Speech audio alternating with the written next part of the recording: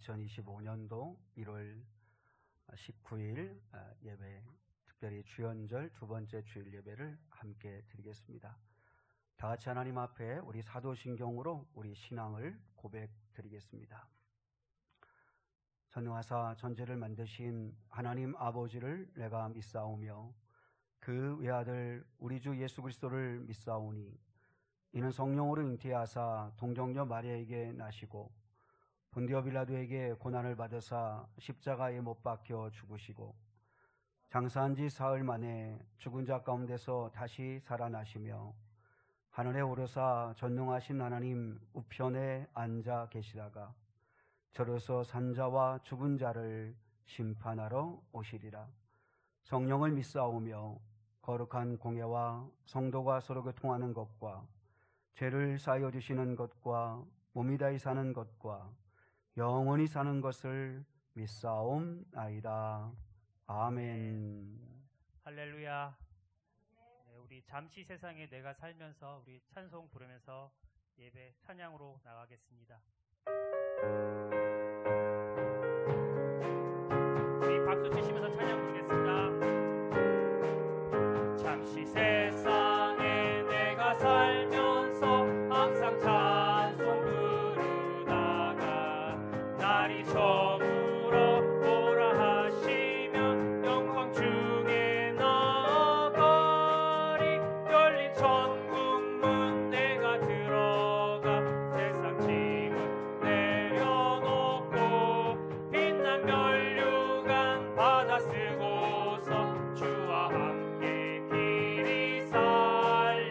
눈물 골짜기 더듬으면서 나의 갈 길 나간 후에 주의 품 안에 내가 안기어 영원토록 살리로다. 열린 천국문 내가 들어가 세상 짐을 내려놓고 빛난 면류관 받아 쓰고서 주와 함께 길이 살리. 나의 가는 길 멀고 험하며 산은 높고 골은 깊어 고난 나의 몸 쉴 곳 없어도 복된 날이 밝아오리. 열린 천국문 내가 들어가 세상 짐을 내려놓고 빛난 면류관 받아 쓰고서 주와 함께 길이 살리. 한숨 가시고 죽음 없는 날 사모하며 기다리니 내가 그리던 주를 배울 때 나의 기쁨 넘치리라.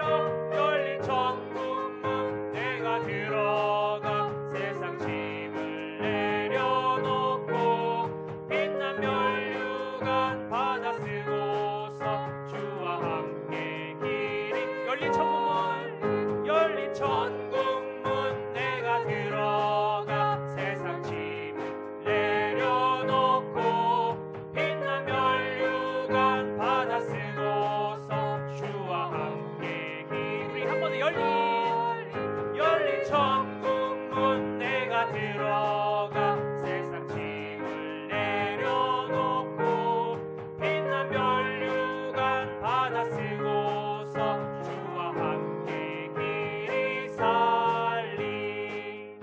할렐루야. 아멘. 주가 주 되심을 찬양드리겠습니다.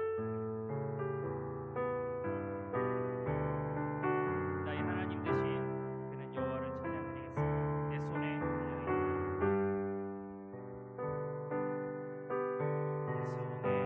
들려있는 지팡이 사용하셔서 주님만이 주 되심을 나타내소서.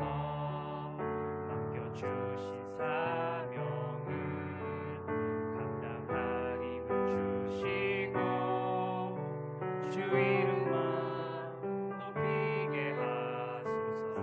완악한 세상에서 믿음을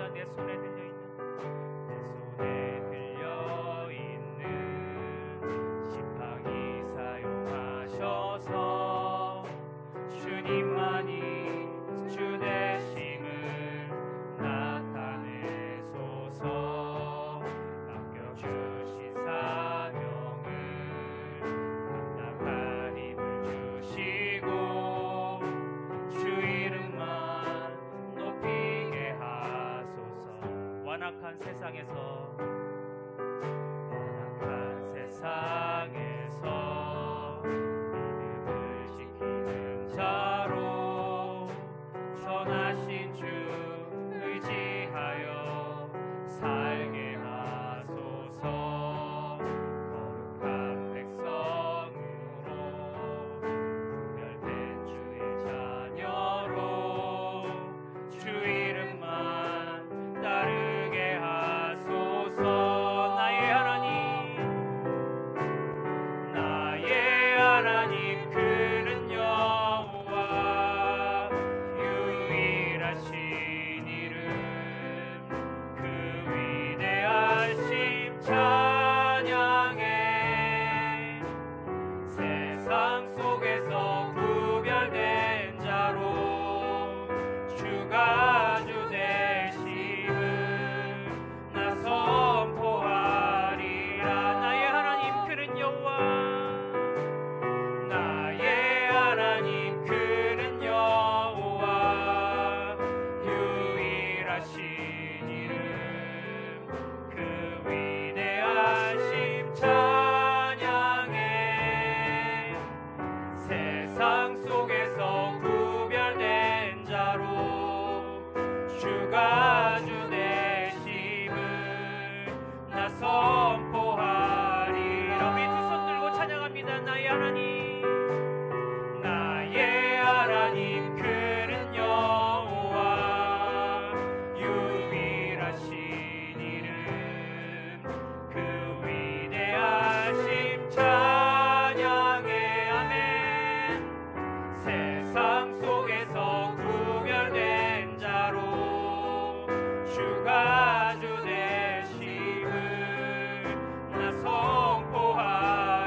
아멘. 나의 하나님 그는 여호와 나의 하나님 그는 여호와 유일하신 이름 그 위대하심 찬양해. 세상 속에서 구별된 자로 주가 주 되심을 나 선포하리라. 세상 속에서 구별된 자로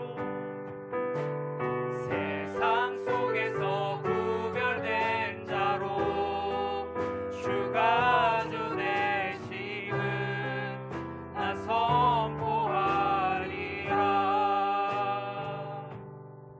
할렐루야. 아멘.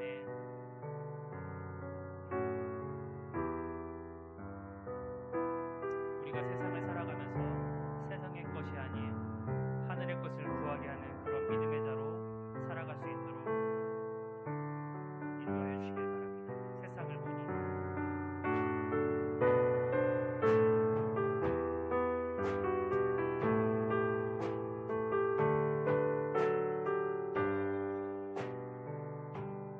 세상을 보니 그들이 증명하는 것 명예와 가진 재물과 힘과 사랑뿐이라. 헛되고 헛돼 허망한 것을 위하여 가장 귀한 주를 부인하리라. 주님을 믿고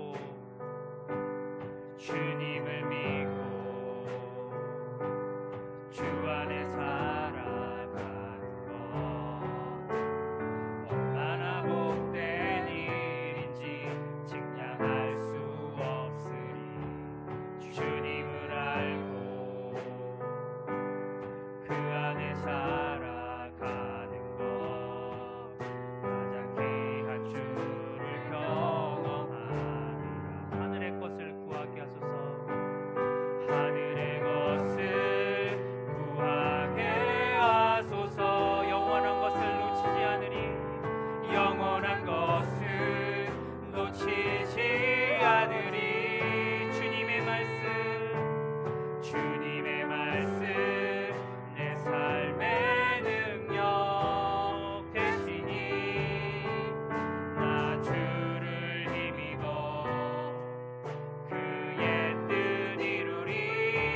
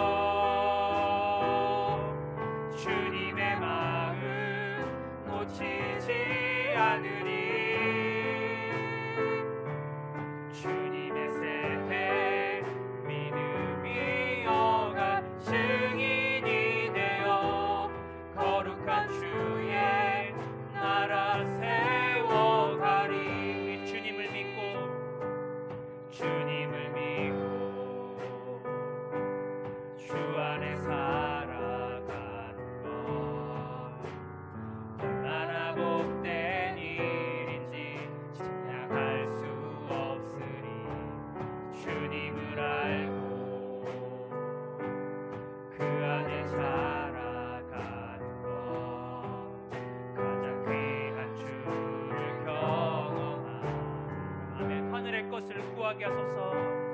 하늘의 것을 구하게 하소서. 아멘. 영원한 것을 놓치지 않으리. 영원한 것을 놓치지 않으리. 주님의 말씀, 주님의 말씀, 내 삶의 능력 되시니 나 주를 힘입어 그의 뜻 이루리. 내가 속한 곳 거룩해 하소서. 주님의 마음 놓치지 않으리. 주님의 마음 놓치지 않으리. 주님의 세대 믿음이 여간 증인이 되어 거룩한 주의 나라 세워가리. 우리 두 손 들고 찬양합니다. 하늘의 것을 구하게 하소서. 아멘. 영원한 것을 놓치지 않으리. 주님의 말씀 내 삶의 능력 되시니. 주의 말씀 내 삶의 능력 되시니 나 주를 힘입어 그의 뜻 이루리. 내가 속한 곳 거룩해 하소서. 아멘. 주님의 마음 놓치지 않으리. 주님의 세대 믿음이 여간 증인이 되어 거룩한 주의 나라 세워가리. 주님의 세대 믿음이 여간, 주님의 세대 믿음이 여간 증인이 되어 거룩한 주의 나라 세워가리. 아멘. 거룩한 주의 나라 세워가리. 거룩한 주의 나라 세워가리. 아멘. 거룩한 주의 나라 세워가리. 거룩한 주의 나라 세워가리.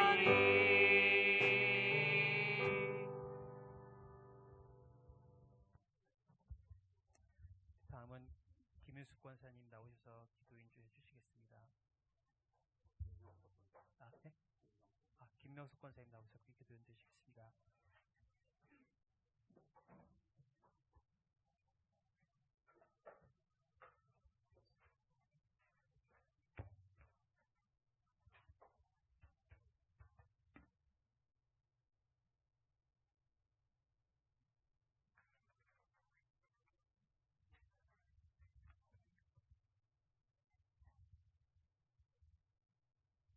우리의 생명이 되신 하나님 아버지, 감사와 찬양과 영광을 올려드립니다. 새해도 주님과 함께하오니 하나님께서 주시는 풍성하고 복된 삶을 누릴 수 있도록 우리 청주 미래교회 성도님들에게 은혜와 복을 주시옵기를 기도합니다. 우리 교회를 사랑하시는 주님, 2025년 표처럼 성령의 능력으로 부흥하는 교회가 될 수 있도록 우리 모두가 사명을 잘 감당할 수 있는 능력을 주셔서 서로에게 힘과 위로가 되어 주님의 원하시고 기뻐하시는 사랑과 공동체가 될 수 있도록 간절히 기도합니다.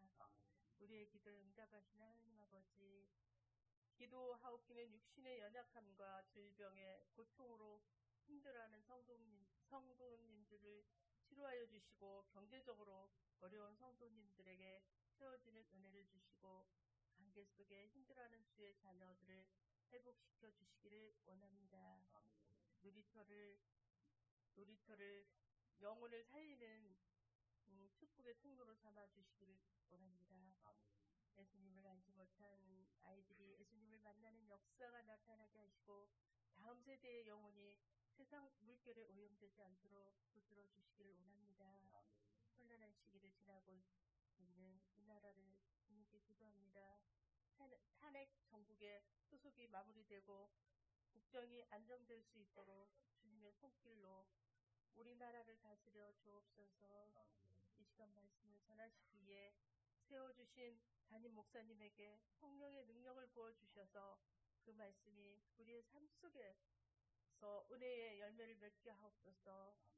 저희들의 마음을 문을 열어주시어 오늘 또 받은 말씀을 통해 은혜를 받고 한 주간 승리의 삶을 살 수 있게 하여 주시옵기를 바라오며 예수님의 이름으로 기도합니다.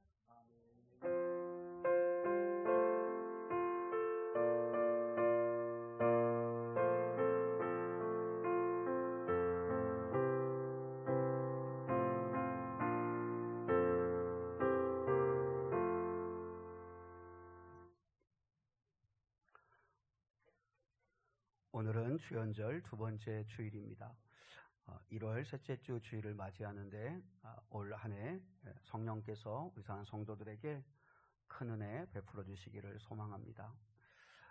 목장 모임이 1시 20분에 있고요. 그리고 다음 주일에는 마지막 주일이면서 이제 설 연휴를 맞이하는 주일인데 목장별 아동부를 포함해서 함께 친교하는 윷놀이를 갖습니다. 좀 기억하시고 함께 즐겁게 참여해 주시면 감사하겠습니다. 그리고 미래교회 섬김 매 주마다 수고해 주시는데요. 교회 청소 잘 보시고 참조해 주시고, 그리고 주일 점심 봉사는 오늘 다음 주일은 민혜정 권사님 조에서 섬겨 주십니다.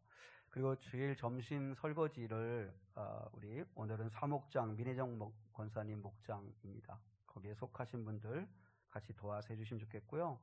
오늘부터는 이렇게 설거지도 2주씩 이렇게 밥조가 2주씩 하듯이 같이 이렇게 섬겨주실 수 있도록 그렇게 해주시면 좋겠습니다.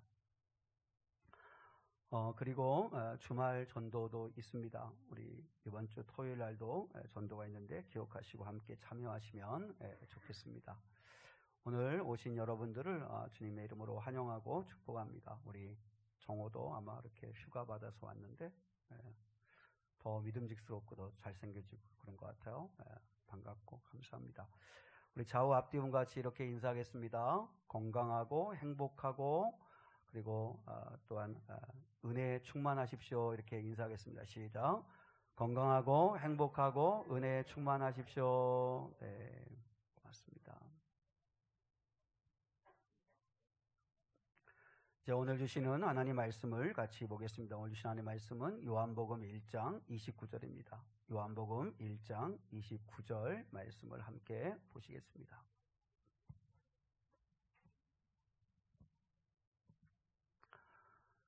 신약성경 요한복음 1장 29절 말씀입니다. 1장 29절 말씀입니다. 함께 한 목소리로 같이 한번 받들어 읽겠습니다. 시작. 이튿날 요한이 예수께서 자기에게 나아오심을 보고 이르되 보라 세상죄를 지고 가는 하나님의 어린 양 이로다. 아멘. 아멘.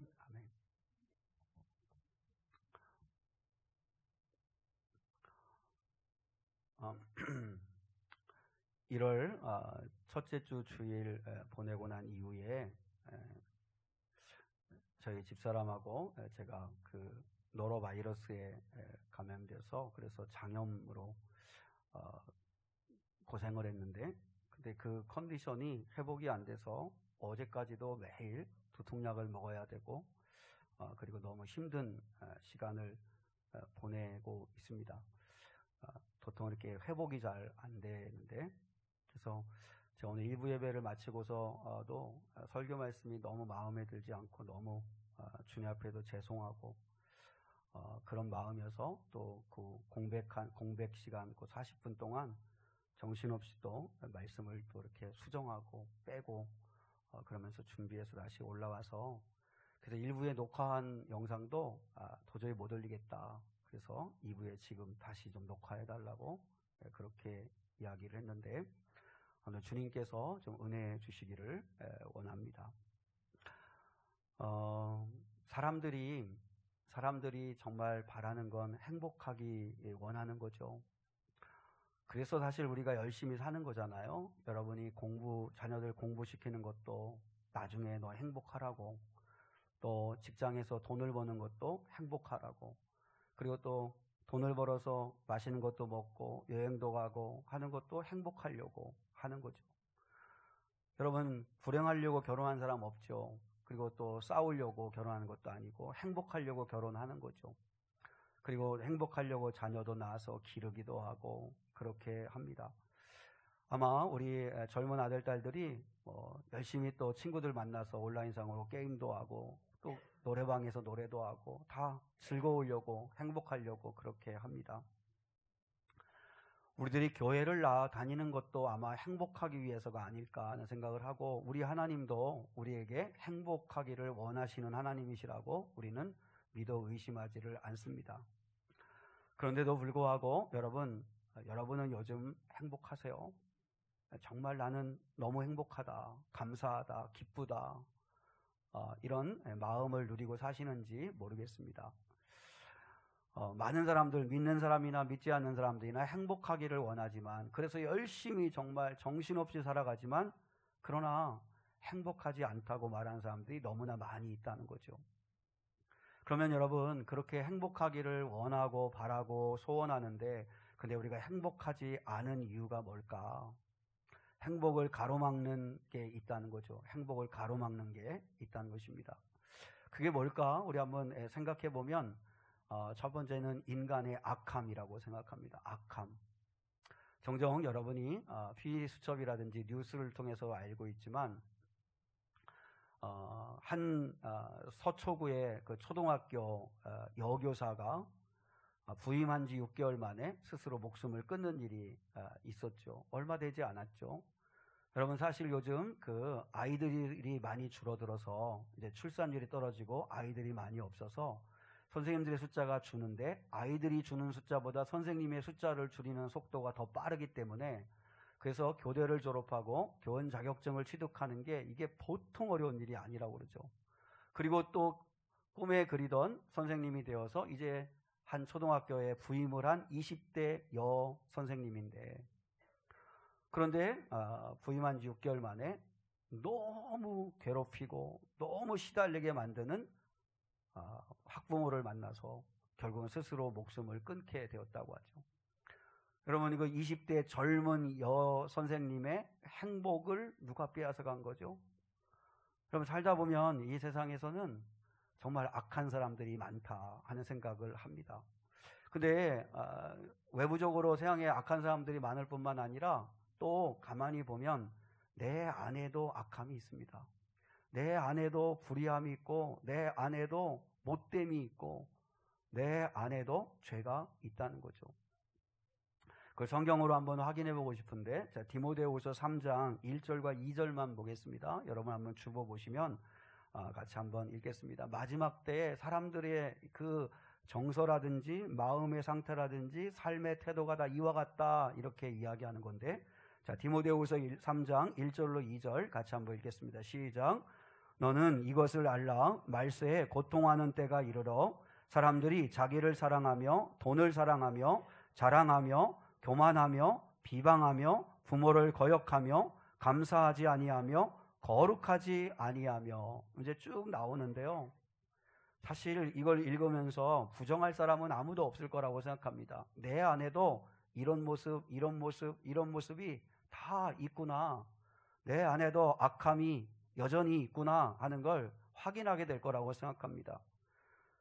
오늘날 사람들은 정말 사랑하는데 딱 두 가지입니다. 사랑하는 게 두 가지인데, 자기를 사랑하는 것, 돈을 사랑하는 것. 돈을 사랑하는 이유도 결국은 자기를 사랑하기 위함이죠. 그래서 자기에게 더 좋은 거, 더 편한 거, 늘 끊임없이 자기를 사랑하고 돈을 사랑하는 게 오늘날의 사람들의 모습이라고 하는 거죠. 그러면서 끊임없이 자랑하고 드러내기 좋아하고, 그러면서 거룩하기를 원치 아니하고 살아가는 것. 정말 그 어느 때보다도 시대가 갈수록 성적으로도 타락하고 말도 안 되는 일들이 벌어지는 그런 시대 속에서 우리가 살아가고 있습니다. 왜 그렇죠? 우리 안에도 악함이 있기 때문에 그렇습니다.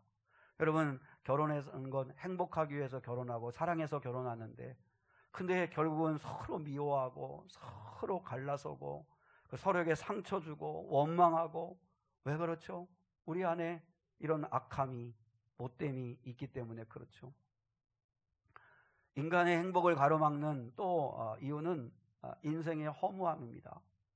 여러분, 환경은 갈수록 너무 좋은데, 문명은 너무 발달해서 살기가 너무 편한데, 자율주행 차량이 나오는 막 이런 시대인데, 이제 막 우주여행을 갈 것 같은, 그게 일상적으로 우주여행을 갈 것 같은 시대가 되는데, 근데 갈수록 사람들의 마음은 공허하다는 거죠. 왠지 모르겠는데, 이유가 모르겠는데 뭔가 다 부질없는 것 같고 의미 없는 것 같고 마음에 불만이 있고 그냥 헛헛하고 그런 뻥 뚫린 것 같은 그런 마음의 상태를 가지고 사는 사람들이 너무나 많다는 거죠. 그래서 우울해하고 불면증에 시달려서 약을 먹지 않으면 잠을 잠들 수 없고 많은 사람들이 공황장애에 시달리는 일들이 벌어집니다. 왜 그렇죠? 마음이 평안하지 않아요. 마음이 늘 불안하고 마음의 허무함이 늘 있어요. 또 인생의 행복을 막는 가장 큰 행복을 위협하는 건 죽음의 공포죠. 죽음의 공포. 이제 이렇게 50대가 되니까 예전에 20대, 30대는 아프면 그냥 아픈가 보다 그렇게 생각을 했지만 근데 이제 50대에 아프면 혹시 하는 생각이 듭니다. 혹시 뭔가 심각한 문제가 있는 건 아닐까? 왜요? 죽음에 대한 공포가 순간순간 밀려올 때가 있다는 거죠. 그러면 여러분 생각을 해봐야 됩니다. 그렇게 행복하기를 원해서 열심히 사는데, 행복을 위해서 사는데, 행복을 위해서 신앙생활도 하는데, 근데 왜 행복하지 않을까? 이런 행복을 가로막는 이런 일들이 왜 이렇게 많을까 생각해 봐야 되는데, 성경은 인간의 행복을 가로막는 이 모든 인간의 악함, 또 어떤 인간의 헛됨과 허무함과 어떤 마음의 불안함과 마음의 시기와 질투와 어떤 근심 걱정과 그리고 죽음에 대한 공포, 이 모든 것들의 근본 원인이 죄라고 이야기를 한다는 거죠. 죄. 이 인간을 불행하게 만드는 이 불행의 씨앗은 결국 죄에서부터 온 것이라고 이야기를 합니다.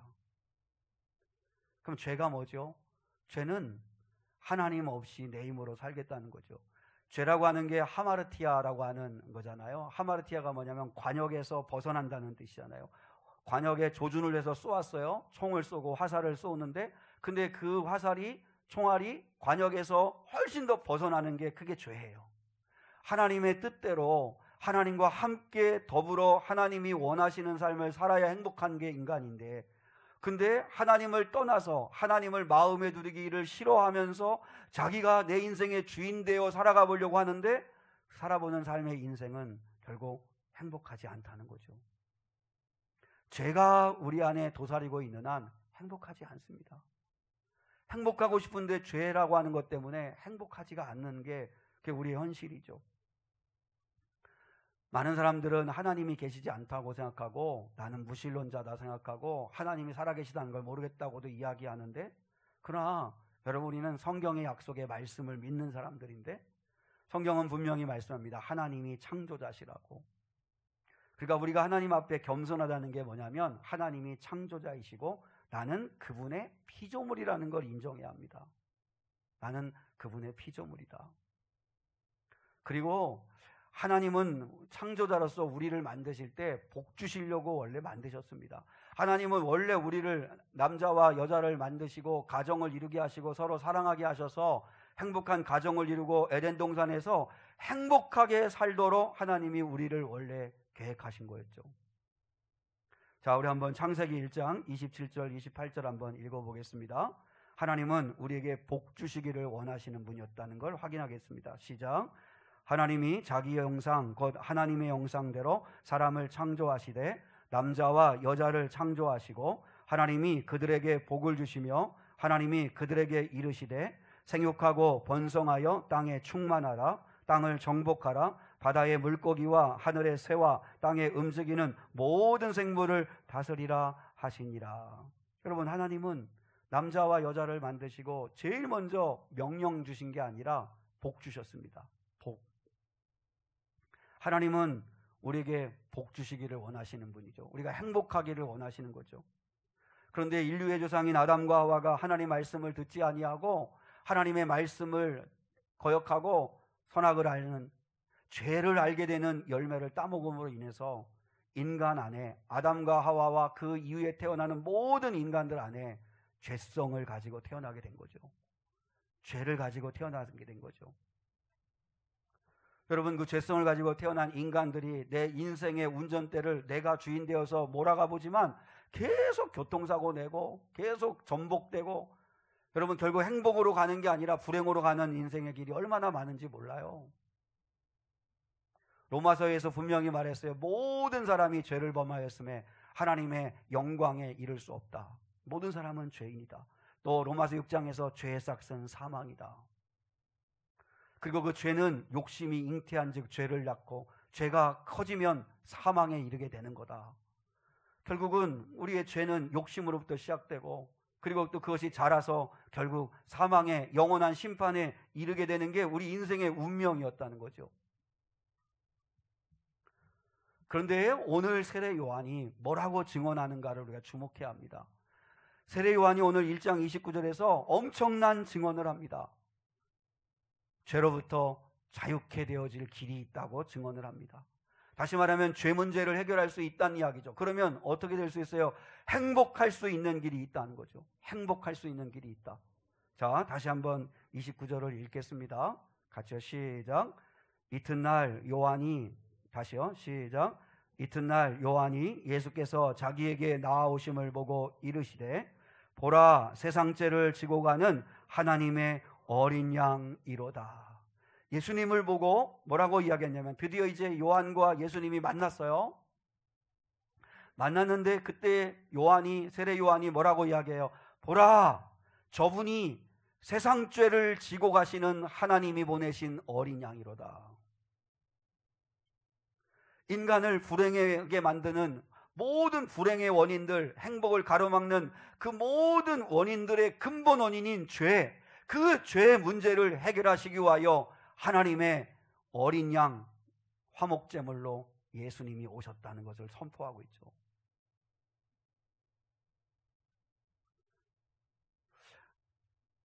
여러분, 세례 요한은 이걸 어떻게 알았을까? 이걸 어떻게 알았을까? 아마 세례 요한하고 예수님은 이종사촌지간이라고 이야기하니까 아마 평소에 한두 번 만나지 않았을까 싶어요. 그럼에도 불구하고 그 예수가 세상 죄를 지고 가는 하나님이 보내신 어린 양이신 메시아라고 하는 걸 알아볼 수 있는 건 그건 성령의 역사였기 때문입니다. 성령의 역사. 성령의 역사였다니. 성령의 역사. 자, 고린도전서 12장 3절을 한번 우리 말씀으로 확인해 볼까요? 자, 고린도전서 12장 3절 시작. 그러므로 내가 너희에게 알리노니 하나님의 영으로 말하는 자는 누구든지 예수를 저주할 자라 하지 아니하고 또 성령으로 아니하고는 누구든지 예수를 주시라 할 수 없느니라. 성령으로 아니하고는 누구든지 예수를 주시라 할 수 없느니라. 여러분, 예수님을 믿으면 성령님이 내 안에 오시는 게 아니에요. 아니고 내가 예수를 알게 되고 예수를 진심으로 믿게 되는 건 그 일이 성령이 하시는 일이라는 거예요. 그래서 내가 예수를 주시라 고백한다면 그러면 내 안에 이미 성령님이 와 계시는 거예요. 그러면 차이가 뭐냐면, 차이는 어떤 사람은 성령 충만한 사람이 있고 어떤 사람은 성령이 와 계신데도 모르고 성령을 무시하고 성령 의식하지도 않고 그냥 육신대로 자기가 원하는 대로 그냥 살아가는 사람이 있다는 거죠. 그러나 내 안에 믿음이 있다면, 내가 예수님을 나의 구원자로 믿는 그 약하디 약한 믿음이라도 있다면 그건 성령의 역사라는 거죠. 자, 베드로에게도 그런 말씀을 하셨어요. 베드로가 마태복음 16장에서 신앙 고백을 할 때 이렇게 말씀하시잖아요, 예수님이. 자, 마태복음 16장 16절 17절 같이 한번 읽겠습니다. 시작. 시몬 베드로가 대답하여 이르되 주는 그리스도시요 살아계신 하나님의 아들이시니이다. 예수께서 대답하여 이르시되 바요나 시몬아 내가 복이 있도다. 이를 내게 알게 하니는 혈육이 아니요 하늘에 계신 내 아버지시니라. 베드로가 너희는 나를 누구라고 하느냐? 그러니까 베드로가 주는 그리스도시요 살아계신 하나님의 아들이십니다. 이렇게 이야기했어요. 이렇게 이야기하니까 예수님이 뭐라고 했냐면 너는 진짜 행복한 사람이다. 복 있는 사람이다. 근데 이를 알게 한 건 네 지혜도 아니고 네 지식도 아니고 네가 공부해서 얻은 것도 아니고 사람이 가르쳐준 것도 아니고 이건 아버지, 내 아버지께서 알게 하신 거다. 여러분, 믿음의 역사는 하나님께서 하시는 일입니다. 하나님이 하시는 거죠. 한번 여러분 현실을 보세요. 현실을 보면 특히 이제 이렇게 선교 역사 속에서 선교사로 나가서 한 번도 복음을 듣지 않은 사람들한테 복음을 전하면 즉시 반응해서 회심해서 예수님을 믿는 역사들이 막 일어나요. 정말 설명할 수 없는 일들이 일어나는 거죠. 어떻게 가능할까요? 그건 성령의 역사죠. 근데 바꾸어서 오늘날 교회 안에 교회를 5년, 10년, 15년, 20년을 다녀도 도무지 믿음이 생기지 않고 믿음이 자라지 않은 사람들이 있죠. 참 안타깝지만 이유가 뭐죠? 성령의 역사가 없기 때문이죠. 여러분께서 우리는 하나님 앞에 은혜를 구해야 합니다. 성령님이 하시는 거니까 어차피 성령님이 믿게 해주시고 성령님이 은혜 주시고 성령님이 믿음 주시는 거니까 나는 아무것도 안 해도 되네. 여러분 그렇지 않습니다. 가만히 있으면 되는 게 아니라 사모하고 마음의 문을 열고 그리고 진리 가운데로 가까이 가고 그리고 마음을 지키고 사모할 때 그때 내 안에 믿음의 역사가 일어나기를 시작하는 거죠. 믿음은 그리스도의 말씀을 들을 때 역사가 나타난다고 하는데 듣는 자리에 있어야 되고 그리고 그 말씀을 생각해보고 고민해보고 믿음으로 살아보는 은혜가 있어야 반드시 된다는 거죠. 자, 여러분, 주님은 우리가 행복하기를 원하십니다. 그 생각을 해봤습니다. 그러면 예수 믿는 사람들은 뭐가 행복한 걸까? 예수 믿는 사람들은 뭐가 행복한 걸까? 여러분이 행복을 이야기할 때 그러면 행복하기 위해서 예수님 믿고 난 예수님을 믿는데 나는 왜 행복한 것 같지가 않지? 이렇게 생각이 들면 한번 여러분에게 물어봐야 합니다. 행복이 뭘까? 내가 바라고 원하는 행복이 뭘까? 주님이 우리에게 주시는 행복이 뭘까? 생각해보고 그리고 질문을 한번 해보세요. 여러분한테 내가 한번 물어볼게요. 우리 예수님이 이 땅에 오셔서 십자가에 달려 죽기까지 순종하시는 그 예수님은 행복하셨을까요? 불행하셨을까요? 예수님은 어떠셨을 것 같아요? 불행한데 억지로 할 수 없어서 마지못해서 그렇게 살아가셨을까요? 아니면 기쁨으로 감사함으로 순종함으로 나가셨을까요? 나는 억지로 불행한데도 불구하고 할 수 없이 주님이 그렇게 사셨을 거다. 1번. 여기다 들면 역적이지, 역적. 이제 그러면 이제 나는 완전 불신자임을 선포하는 거죠. 그죠? 예수님이 우리는 그럴 거라고는 생각하지 않죠. 그리고 예수님의 삶의 내용을 보면 뭘 좋은 게 있을까 싶은데 예수님은 행복하셨던 분이에요. 틀림없어요. 그리고 요한복음 13장에 보면 예수님은 자기 사람들을 사랑하시되 끝까지 사랑하시니라. 사랑하면서 행복하셨어요. 그러면 또 여러분들이 여쭤볼게요. 그 예수님이니까 그렇다 할 수 있고 그러면 예수님 만나서 내 재산의 절반을 딱 잘라서 가난한 자들에게 나누고 섬기고 베풀고 구제하는 데 사용하고 그리고 내가 혹시 누군 것을 사기치거나 거짓말로 내가 얻은 게 있다면 5배로 갚겠다고 했던 그래서 예수님 만나가지고 갑자기 통장의 잔고가 확 줄어버린 그 삭개오는 행복했을까요? 불행했을까요? 행복했겠죠. 오히려 삭개오는 통장의 잔고가 많고 큰 부자였을 때보다도 오히려 예수 만나가지고 더 행복해진 사람이죠. 그러면 또 예수님이 돌아가시기 전에 마리아가 자기 향유옥합을 다 깨뜨려 드려요. 그러니까 막 가룟유다가 열받아가지고 이거 300데나리온에 가난한 자들 위해서 팔았었으면 더 좋았을 걸 왜 낭비하느냐고 막 이렇게 해요. 자기의 전 재산과 같은 300데나리온이면 1000만 원이 넘는 그 당시에 1세기 때 그 가난한 시절에 자기의 결혼 미천이었던 그 돈을 예수님께 다 쏟아부었던 마리아는 행복했을까요? 불행했을까요? 행복했겠죠.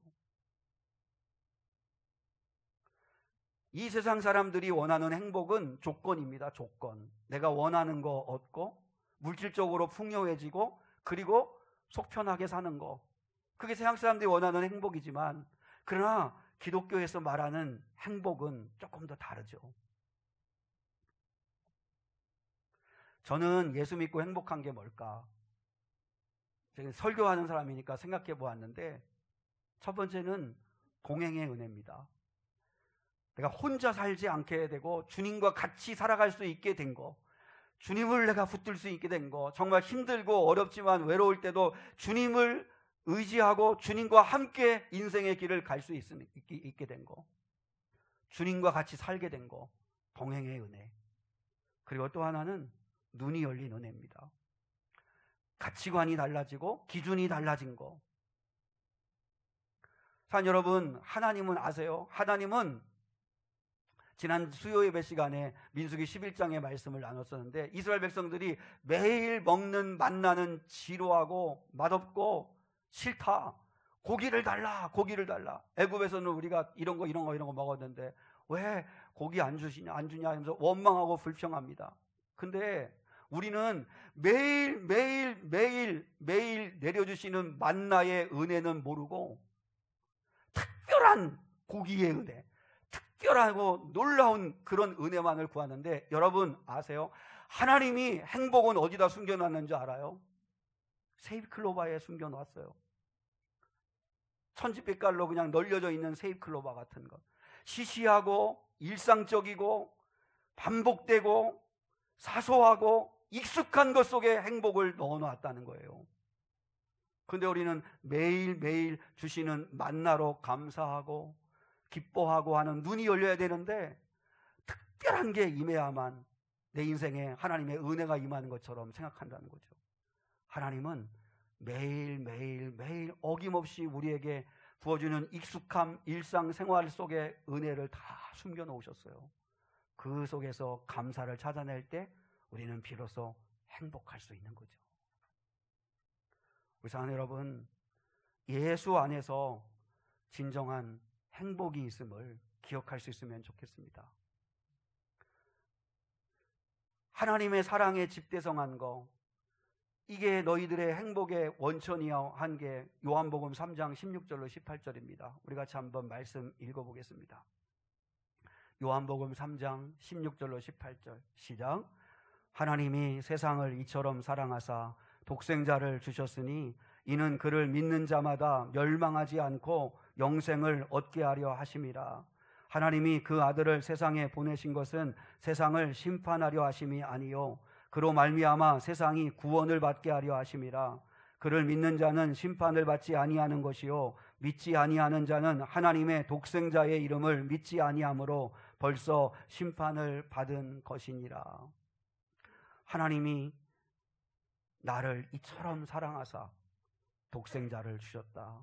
나는 네가 멸망하기를 원치 않아. 난 영원한 심판에 빠지기를 원치 않아.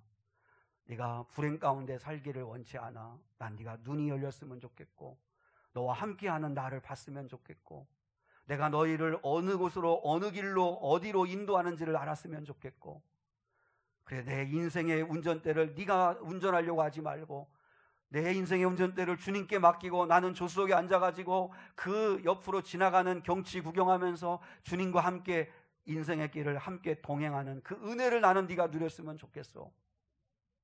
그게 여러분 주님이 우리에게 주시는 은혜의 행복이라는 거죠. 오늘 요한은 어떻게 이 위대한 보라 세상 죄를 지고 가는 하나님의 어린 양이 저분이시다. 우리를 행복한 길로 인도하시기 위하여 오신 분이 저분이시다. 이렇게 알아볼 수 있었을까? 그런 증언, 위대한 증언을 할 수 있었을까? 그리고 그 증언한 대로 살 수 있었을까? 그게 우리 말씀의 결론으로 삼기 원하는데요. 여러분, 기독교는 증언 위에 세워진 종교입니다. 물론 증언만 가지고는 힘이 없습니다. 왜냐하면 토요일날 노방전도를 가지만 예수 믿으십시오. 청주 미래교회에서 나왔는데요. 예수 믿으시면 행복할 수 있습니다. 이 글 읽어보십시오 하고 조그만 선물을 나누어 주지만 그것 때문에 예수를 믿는 역사가 일어날 거라고는 생각하지 않습니다. 몇 마디의 말로 그들이 뒤집어지고 변화되는 일은 쉽지 않죠. 그럼에도 불구하고 기독교는 증언의 종교입니다. 증언해야 합니다. 말을 해야 합니다. 요한복음에 보면 예수님에 대한 증언이 많이 있습니다. 예수님이 하신 설교문이 그대로 들어있고 기도문도 그대로 들어있는 게 요한복음입니다. 여러분, 다윗이 골리앗을 향해서 뭐라고 외치며 나가요? 뭐라고 증언하죠? 너는 칼과 창과 단창으로 내게 나아오거니와 나는 네가 모욕하는 만군의 여호와의 이름으로 너에게 가노라. 이렇게 가보면 주님이 이런 사람을 여러분 골리앗 앞에 꼬꾸라지게 하지는 않으실 것 같아요. 이런 호기, 이런 용기, 이런 믿음의 삶을 한번 살아봐야 되는데 그렇게 증언을 하죠. 또 여러분 보세요. 다니엘서에 보면 다니엘의 세 친구들이 이제 느부갓네살 왕이 금신상 만들어 놓고 절해라. 절하지 않았습니다. 그랬더니 평소보다 풀무불을 더 뜨겁게 해서 떨어지기가 무섭게 다 타 죽을 수 있는 그런 위기 앞에서 한 번 더 기회를 줄 테니까 금신상 앞에 절해라. 무릎 꿇어라. 이야기할 때 세 친구들이 이렇게 증언합니다. 왕이여, 우리는 금신상에게 절하지 않습니다. 풀무불 속에서 우리 여호와께서 구원하실 겁니다. 그리 아니하실지라도 왕이여 아십시오. 우리는 금신상 앞에 절하지 않을 겁니다. 오늘 이 요한복음을 쓴 분이 예수님의 12제자 가운데 한 사람인 사도 요한이잖아요. 그 사도 요한의 직제자가 누구냐면 서머나의 감독이었던 폴리갑입니다. 폴리갑이라고 하는 어른이 계신데 그분이 86세에 순교당할 때 예수를 모른다고 고개만 가로저어라. 예수님을 아느냐라면 그냥 이렇게 고개만 가로저으라고. 너무 폴리갑의 인격이나 폴리갑을 다 존경하니까 그를 지키고 싶은 마음에서 가로로 예수를 모른다고 질문하면, 예수님을 아느냐고 질문하면 그냥 옆으로 고개만 한 번만 저어라. 그때 폴리갑이 한 이야기가 있잖아요. 그가 뭐라고 증언하죠? 86년 동안 한 번도 나를 모른다고 하지 않은 나의 왕 예수님을 불명예스럽게 만들 수 없다. 어서 죽여라. 내 사랑하는 주님 곁으로 갈 수 있도록. 그게 그분의 증언이었습니다. 여러분, 기독교는 증언 위에 세워지는 종교인데, 근데 여러분 놀라운 것은 이 믿음으로 증언하는 수많은 사람들의 삶에는 반드시 뭐가 왔냐면 증거가 있었습니다. 증거. 다윗이 골리앗 당해서 소리만 치고 그 다음에 그냥 도망간 게 아니잖아요. 물맷돌을 들고 골리앗을 향해 달려갔잖아요. 증거가 있잖아요. 증거. 그리고 다니엘의 세 친구들은 풀무불 속에 빠져요. 근데 하나님이 감사하게도 지켜주세요. 죽을 각오하고 들어갔는데 지켜주세요. 다니엘도 사자굴에 떨어졌는데 하나님이 지켜주세요. 폴리갑은 하나님의 품 안에 안겼죠. 불에 타 순교하고 말았으니까 하나님의 품에 영원히 안겼겠죠. 여러분, 반드시 기독교의 증언에는 힘이 있으려면 뭐가 있어야 되냐면 증거가 있어야 합니다. 증거. 이걸 뭐라고 하냐면 말한 대로 살아야 합니다. 말한 대로 사는 거. 세례 요한은 증언대로 살다 갔어요. 증거가 있었어요. 아시죠? 세상 사람들은 우리의 말을 듣고 감동하지 않습니다. 유창하게 우리가 전도하는 말 듣고 그들이 감동해서 예수 믿는 일은 없습니다. 세상 사람들이 우리가 성경 백독했다고 하면 그들이 감동할까요? 아니면 우리가 하루에 3시간씩 기도한다고 하면 놀랄까요? 그렇지 않습니다. 세상 사람들은 우리에게 증거를 보고 싶은 겁니다. 너희들이 말하는 걸 보여봐라. 네가 말한 대로 한번 사는 거를 보여봐라. 여러분, 우리 교회에서 제 1순위로 저죠. 설교하는 사람이니까. 여러분, 나는 설교한 대로 사나? 내가 아무리 생각해봐도, 설교 준비하면서 생각해봐도 내가 설교 강단에서 얼마나 많은 이렇게 저렇게 했다고 약속하고 말을 했는데 그 약속대로 참 못 살고 있습니다. 아마 여러분이 제 삶을, 제 마음을 여러분이 다 들여다볼 수 있도록 이 마음을 다 들여다보면 아마 여기에 아마 우리 식구들만 남아있을 거요. 식구들은 버릴 수 없으니까. 제가 도저히 부르지 못하는 찬송가가 아직도 하나 있습니다. 뭐냐면 323장입니다. 부르는 날이 왔으면 좋겠어요. 은퇴하는 날이라도 이거 부르고 갔으면 좋겠는데, 부름받아 나선 이 몸 어디든지 가오리다. 여러분, 우리 그 신대원 때 그랬어요. 이 찬양하면서 부름받아 나선 이 몸 어디든지 가오리다. 괴로우나 즐거우나 주만 따라 가오리다. 근데 이 찬송을 그때도 잘 할 수 없었어요. 왜냐하면 부름받아 나선 이 몸 어디든지 골라 가오리다. 다 그랬거든요, 우리가요. 그래서 이왕이면 큰 교회, 이왕이면 3년 장학금 주는 교회, 이왕이면 내 이력에 도움이 되는 교회, 다 신학생들이 그런 곳 찾아갔지 부름받아 나선 이 몸 어디든지 가오리다 안 했습니다. 여러분 어떠세요? 괴로우나 즐거우나 주만 따라 가오리다. 2절 아골골짝 빈들에도 복음 들고 가오리다. 소돔 같은 거리에도 사랑 안고 찾아가서 주의 종의 몸에 지닌 것도 아낌없이 드리리다. 여러분, 소돔 같은 거리에도 사랑 안고 찾아간다는데 우리는 나한테 비유 거슬리는 말 싫어하는 말 한마디 한 사람 꼴도 보기 싫어하고 얼굴도 안 보려고 하죠. 존귀 영광 모든 권세 주님 홀로 받으소서. 멸시천대 십자가는 제가 지고 가오리다. 우리는 거꾸로 하죠. 멸시천대 십자가는 주님 지고 가시고 나는 주님 덕분에 존귀 영광 모든 권세 내가 받고 싶다고. 그것도 안 되면 그러죠. 주님 존귀 영광 모든 권세 주님 제가 받고 멸시천대 십자가는 제가 지고 갈 수 있게 죄를 써주세요. 그러죠. 죄 원래는 자기인데. 이 찬양을 나는 도저히 양심에 걸려서 못하겠더라고요. 여러분, 우리가 찬송한 대로 안 살잖아요. 여러분, 신앙생활은 생각을 하셔야 되는데 찬송을 할 때 특히 우리 찬양단이 정말 최신의 정말 좋은 찬양 잘 선발해서 이렇게 발굴해서 찬양합니다. 이럴 때 아니면 우리 교회 같은 데는 찬양단을 통해서 아니면 찬양 배울 수 있는 기회가 없어요. 근데 여러분 찬양을 할 때마다 생각하셔야 합니다. 저 가사에 나는 얼마나 일치하나? 저 가사대로 나는 믿고 있나? 저 가사대로 나는 살려고 하나? 아무 생각도 안 하면 아무 발전이 없어요. 갈등을 하셔야 돼요. 갈등. 나는 말한 대로 살고 있지를 않구나. 여러분, 초대교회 때의 능력이 뭐예요? 초대교회 성도들의 능력은 말대로 살았어요.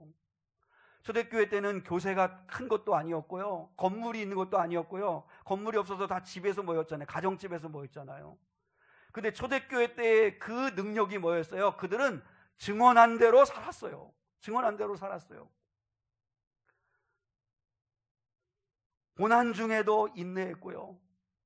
그리고 이 땅에서 로마로부터 유대인들로부터 혹독한 핍박을 받고 자기들의 자식들을 끌어가서 죽이는 일이 벌어지고 하는 그런 고난 속에서도 하늘의 소망을 두고 살았고요.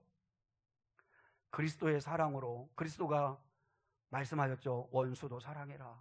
원수도 사랑해라. 그 말씀 때문에 로마를 위해서 기도했고요. 그리고 원수 같은 자들을 위해서도 용서했습니다. 제가 설교 제목을 봤는데 설교를 들은 건 아니고 설교 제목이 이런 제목이 있더라고요. 실망스러운 유정자들을 위해서도 그래도 기도해야 합니다. 그런 설교 제목이 있더라고요. 여러분, 오늘날 정치자들 너무 실망스럽죠. 너무 화가 나죠. 그래서 여러분 욕만 하고 판단만 하지 말고 실망스러운 유정자들을 위해서도 기도해야 합니다. 윤석열 대통령을 위해서도 기도해야 합니다. 불쌍히 여길 수 있도록 기도해야 되고, 국민의힘을 위해서도 기도하고, 민주당을 위해서도 기도하고, 지금 유정자들을 위해서도 기도해야 합니다. 욕만 하지 말고 판단만 하지 말고. 환난 중에도 그들은 평안함을 누렸습니다. 여러분, 주님은 누구든지 나를 따라오려거든 자기를 부인하고 나를 따라와야 된다. 자기를 부인해라, 자기를 부인해라 하는데 시퍼렇게 내가 살아있어요. 우리 성도들도 내 생각, 내 고집들이 시퍼렇게 살아가지고, 그래서 내 인생의 운전대를 내가 붙잡고 내가 조종하는 대로 따라와. 그런데 가는 데마다 여러분 부딪히고 사고나고 어려움을 겪는 게 우리 인생 아닙니까? 여러분, 우리는요, 본다고 하지만 병 너머를 보지 못하고요, 본다고 하지만 내 몸인 내 속을 보지를 못합니다. 그리고 너무 큰 우주도 보지 못하고 이 손바닥 위에 있는 세균도 우리는 보지를 못합니다. 엄밀하게 따지면요, 보지 못하고 사는 게 훨씬 더 많습니다. 근데 우리가 뭘 안다고, 뭘 본다고, 뭘 깨닫는다고 우리가 큰 소리 칠 수 있겠습니까? 하나님 앞에서 내 안에는 선한 게 없습니다, 주님. 내 안에는 소망이 없습니다, 주님. 주님이 소망 되어 주십시오. 주님이 내 인생의 길을 인도해 주십시오. 하지 않으면 우리는 살 수 없는 게 우리 인생입니다. 여러분, 자기를 부인하는 게 뭡니까? 내 짐을 내가 지고 가는 것이 아니라 주님 앞에 겸손히 내 인생의 짐을 내려놓는 것이 자기를 부인하는 것입니다. 다른 사람들의 시선이나 욕심을 내려놓고 분수에 맞는 삶을 사는 것이 자기를 부인하는 것입니다. 알바를 하면서도 외제차를 몰아야 하는 자존심을 내려놓고 진실하게 살아가는 것이 자기를 부인하는 것입니다. 뭘 그렇게 남의 시선이 중요하다고, 그 자존심 내려놓지를 못하고. 여러분, 자존감을 높이십시오. 내가 얼마나 그리스도 안에서 소중한 사람인가. 그러나 자존심은 내려놓으십시오. 그 알량한 자존심 때문에 분수에 지나치는 삶을 살아서 늘 힘들어하고 허덕이고 그러지 말고, 여러분, 겸손하게 주님 앞에서 자기를 부인하십시오. 나는 아무것도 아닙니다. 주님의 은혜 없이는 살 수 없습니다. 주님이 나의 주가 되셔야 합니다. 내 인생의 짐을 주님께 맡깁니다. 내 자녀를 맡깁니다. 우리 사랑 여러분, 말한 대로 우리 한번 살아보십시다. 예수를 믿는다고 하셨으면, 그러면 여러분 정말 믿고 살아가십시오. 주님이 인도해 주실 거예요, 이렇게 말을 하셨으면 그러면 기뻐하세요. 주님 살아계세요 라고 여러분이 말을 하셨으면 자기 연민에 빠지지 마세요. 나는 하나님의 나라에 소망을 두고 삽니다. 그러면 이 땅에 너무 매여 살지 마세요. 말했으면 말한 대로 한번 살아보십시오. 약속했으면 약속한 대로 한번 살아보십시오. 하나님께 약속한 거 잊어버리고 사시는 거 있으십니까? 저는 설교 준비하면서 몇 가지 찾았습니다. 내가 작정했던 거, 2018년도에 건축원금 작정했던 거, 내가 지금까지 얼마 들였나 계산해보고, 내가 은퇴하기 전까지 이거 약속한 대로 나머지 드려야지. 내가 하나님 앞에 약속한 거, 여러분 올 한해 여러분이 임명받으시고 열심히 충성하겠다고 약속하신 거, 그리고 우리 한번 성령의 능력으로 한번 제발 한번 뒤처지지 말고 활기, 용기, 다시 한번 힘을 얻어서 한번 다시 주님 앞에 매달려 보자. 여러분이 아멘 하셨으면 좀 다시 고백한 대로 좀 한번 살아보십시오. 사람에게 약속한 거 혹시 여러분이 잊어버리고 있다면 그거 지키십시오. 우리 성도들은, 우리는 증언한 대로 증거를 가지고 사는 자들입니다. 말만 하는 종교가 아니라 말한 대로 사는 게 우리 기독교인들이 되셔야 합니다. 요한이 증언한 대로 산 것처럼 우리도 증언한 대로 살아보는, 그리고 예수 안에서 진정한 행복을 좀 얻어보시는 그런 저와 여러분이 될 수 있기를 주님의 이름으로 축복합니다. 우리 시간에 이 찬양 드리기 원합니다. 우리는 믿음이 약합니다. 사실 오늘 우리 찬양단이 한 찬양 맨 마지막 곡 보니까 그게 오늘 결단의 찬양하면 참 딱 맞는 찬양 가사더라고요. 결단의 찬양할 때 그 찬양 찾는 게 참 쉽지 않은데, 근데 어제는 더 정신이 혼미해서 더 찾기가 어려웠는데요. 우리 믿음 약합니다. 우리 안에 선함도, 우리 안에 소망도, 우리 안에 근거도 없습니다.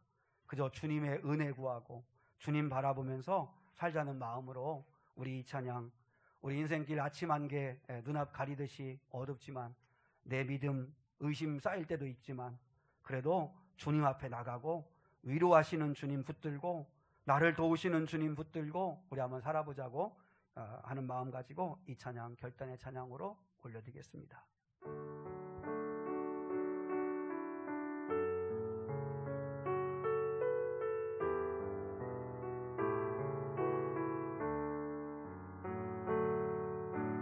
아침 안개 눈앞 가리는 나의 약한 믿음 의심 쌓일 때 부드럽게 다가온 주의 음성 아무것도 염려하지 마라 비출기에 바위 패이는 나의 작은 소망 사라져갈 때 고요하게 들리는 주의 음성 내가 너를 사랑하노라 외로움과 방황 속에서 주님 앞에 나아갈 때에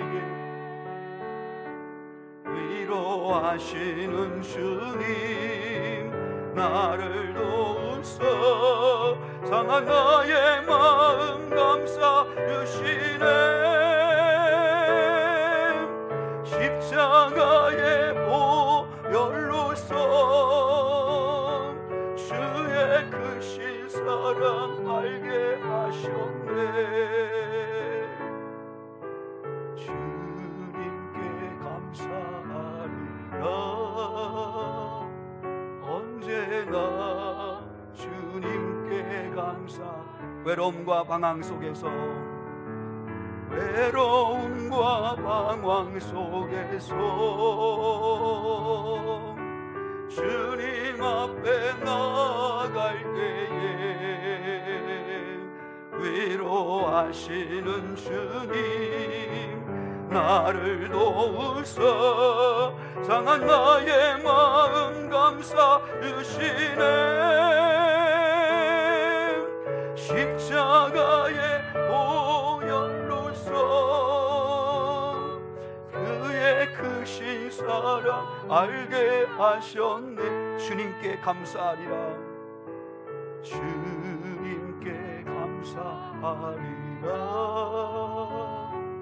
언제나 주님께 감사하리라 주님께 감사하리라 언제나 주님께 감사해 하나님 아버지 은혜와 사랑을 진심으로 감사합니다. 오늘도 거룩한 주일을 맞아 하나님 아버지 앞에 왔습니다.